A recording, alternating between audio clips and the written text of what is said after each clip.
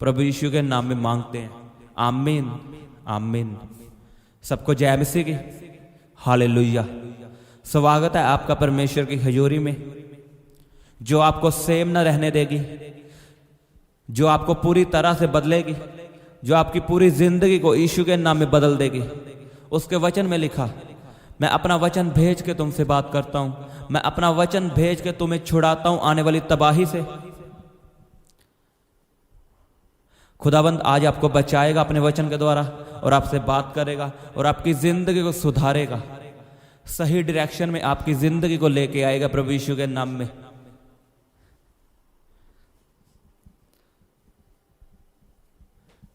आपको पता दाऊद सभी लड़ाइयां क्यों जीता? लिखा वो एक भी लड़ाई ना हारा, जितनी भी लड़ाइयां उसने लड़ी वो सभी लड़ाइयों में जीता। ऐसे कैसे पॉसिबल हो सकता कि एक इंसान अपनी जिंदगी में एक लड़ाई भी ना हारा हो? लेकिन लिखा दाऊद सभी लड़ाइयां जीता, वो एक भी लड़ाई ना हारा। मैं इसका कारण आपको बताऊंगा, आमीन। सब जन अपने बाइबल को खोलेंगे,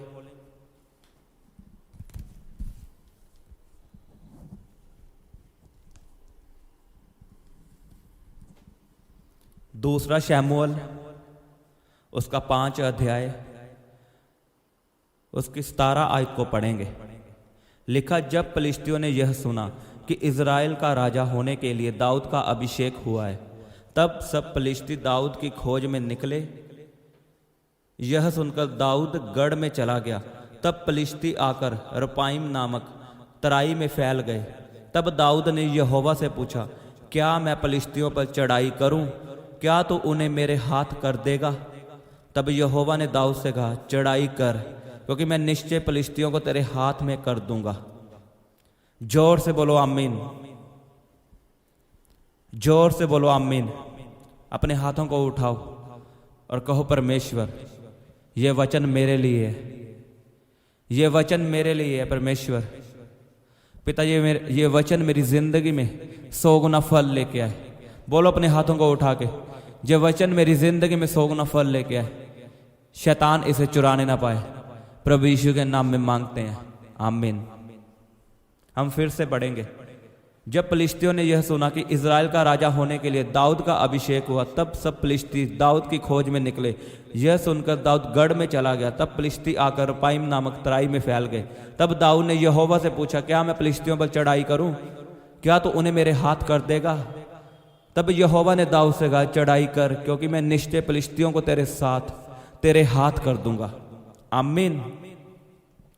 यही कारण है दाऊद का सभी लड़ाइयां जीतने का।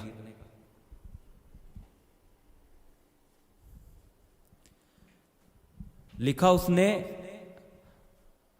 उसने पूछा परमेश्वर से कि मैं पलिश्तियों पे चढ़ाई करूं, क्या तू उन्हें मेरे हाथ कर देगा? और यहोवा की आवाज आती है कि तू चढ़ाई कर, मैं तेरे हाथ कर दूंगा। आज लोग जब कोई भी काम स्टार्ट करते हैं, कुछ भी करते हैं, तो वो परमेश्वर से कभी नहीं पूछते कि मैं ये काम करूं या ना करूं। उन्होंने कभी नहीं पूछा, अगर किसी से शादी करनी हो वो तब भी नहीं पूछते क्या मैं इस लड़की से शादी करूं या ना करूं।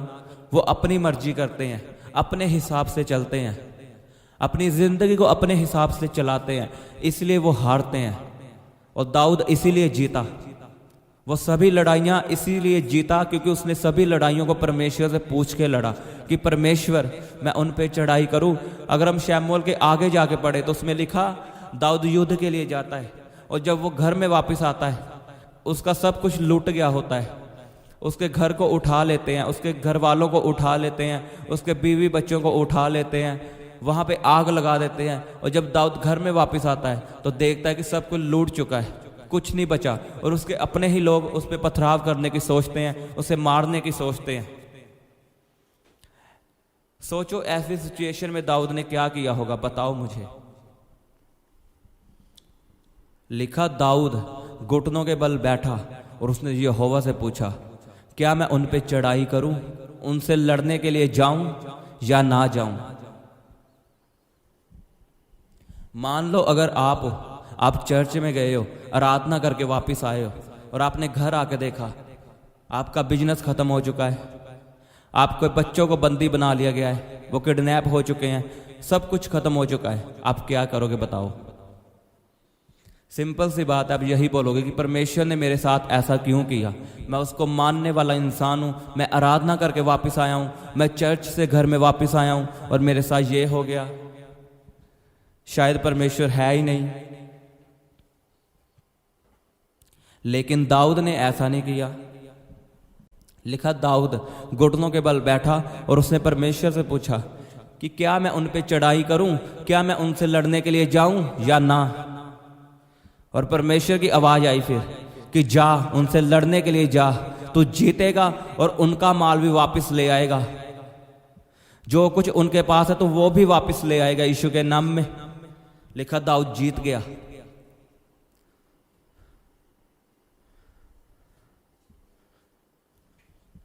हमें वो नहीं मिलता जिसके लिए हम इच्छा रखते हैं, जिसकी हम चाहत रखते हैं कि काश मुझे ये मिल जाए। हमें वो मिलता है जिसके लिए हम लड़ते हैं।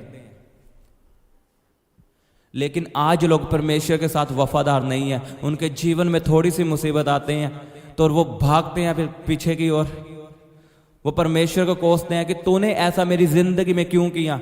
बाइबल में कहीं भी पढ़ लो, कहीं नहीं लिखा कि जो मसीह में है उनके जीवन में मुसीबतें नहीं आएगी। लिखा जो मसीह में है उन पे ज्यादा मुसीबतें आएंगी, उन्हें लड़ाइयों का सामना करना पड़ेगा। वो पानी में से चलेंगे लेकिन पानी उन्हें डुबोने ना पाएगा। वो आग में जाएंगे लेकिन आग उन्हें जलाने ना पाएगी। लिखा मुसीबतें आएंगी, लोग आपका विरोध करेंगे।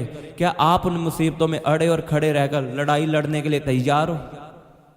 आपको पता है हमारी लड़ाई किसी इंसान के साथ नहीं है, किसी धर्म के साथ नहीं है। हमारी लड़ाई शैतान के साथ है, जो आत्मा है।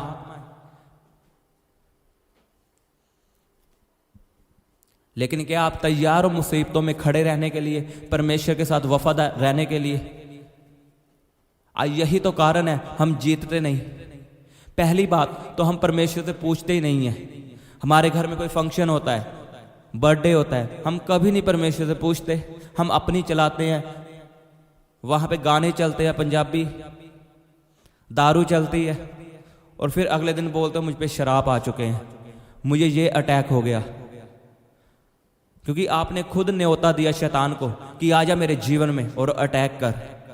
कभी परमेश्वर से पूछा है कि मैं क्या करूं? परमेश्वर ने कहा पहल मुझे दे सभी कामों में। लोगों के घरों में शादियां होती हैं लेकिन कोई परमेश्वर को पहल नहीं। फंक्शन होते हैं, कोई पहल नहीं परमेश्वर को। सभी काम अन्य जातियों वाले, वही पुराने रीति रिवाज, वही सॉन्ग, वही डांस पुराना, कोई बदलाव नहीं जिंदगी में। और फिर पूछते हैं कि मेरी जिंदगी में ऐसा क्यों हो रहा है। ऐसा होना पॉसिबल है क्योंकि आपने पुराने काम नहीं छोड़े। आपने परमेश्वर से नहीं पूछा कि हमें शादियों में कौन से रीति रिवाज करने चाहिए। आपने कभी नहीं पूछा परमेश्वर के दासों से कि क्या लिखा है बाइबल में। क्या लिखा है हम गाने चला सकते हैं अपनी शादी पे? क्या लिखा है ये सब? क्या हम पुराने रीति रिवाज कर सकते हैं? क्या लिखा है ये सब बाइबल में? कभी पूछो तो सही, वो आपको बताएंगे। लेकिन हम अपनी चलाते हैं, हम अपने हिसाब से चलते हैं। हम सिर्फ नाम के मसीह हैं, मसीह में आ चुके हैं, बदलाव कोई नहीं। लिखा अपना विश्वास कर्मों के द्वारा प्रकट कर, अपने कामों के द्वारा मुझे बता अपना विश्वास, मुझे अपना विश्वास कामों के द्वारा दिखा। बोलने से कोई मसीह नहीं होता, हमें काम करने पड़ते हैं। आज लोग इमोशनली प्रेम करते हैं प्रभु से, इमोशनली। बाइबल में कहीं नहीं लिखा कि तुम मुझसे इमोशनली लव कर। वहां पे लिखा मुझे पूरी बुद्धि से, पूरी ताकत से प्रेम कर, पूरी बुद्धि और ताकत से।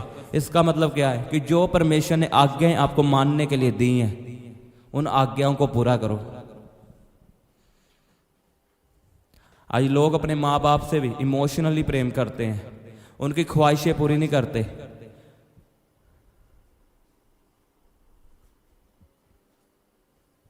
साफ साफ लिखा उसके वचन में, अपनी माता पिता की आज्ञा मान। व्हाट्सएप पे स्टेटस लगाने से कि मेरी माँ बहुत प्यारी है, ऐसे कुछ नहीं होने वाला। आप दुनिया को जितना मर्जी बता लो कि मैं अपने माता पिता से प्रेम रखता हूं, लेकिन जो बाइबल में लिखा वही सच है कि अपनी माता पिता की आज्ञा मान। आमीन। क्या आप जीतना चाहते हो? अगर आप चाहते हो मैं जीतूं अपने बिजनेस में, जीतूं अपनी सभी लड़ाइयों में, तो आपको क्या करना होगा? दाऊद की तरह चलना होगा, परमेश्वर से पूछना होगा। आई प्रॉब्लम हमें यही है, हमें परमेश्वर की आवाज़ नहीं आती। आएगी क्यों? क्योंकि हम पूछते नहीं हैं। हम बस राशन लिस्ट की तरह परमेश्वर के सामने चले जाते हैं, हमें गाड़ी दे दे, हमें अमीरी दे दे, ये चला जाए वो चला जाए, लेकिन कभी पूछा नहीं परमेश्वर से, क्या मैं ये बिजनेस करूं, क्या मैं ये जॉब करूं?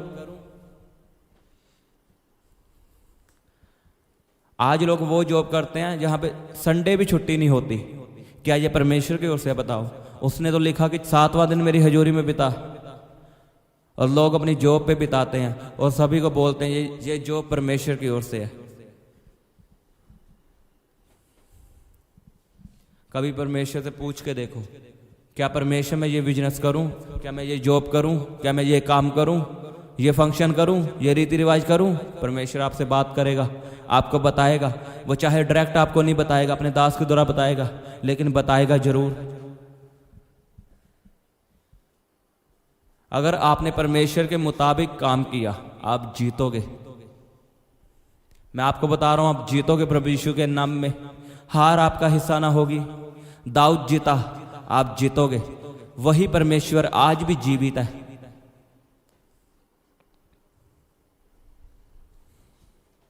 क्या करना है आपने आज से? परमेश्वर से पूछना है प्रार्थना में कि क्या ये जो मैं काम कर रहा हूं परमेश्वर, ये तू चाहता है, इसमें तेरी इच्छा है? कितने जन तैयार है परमेश्वर से पूछने के लिए, उसकी आवाज को सुनने के लिए? आमीन।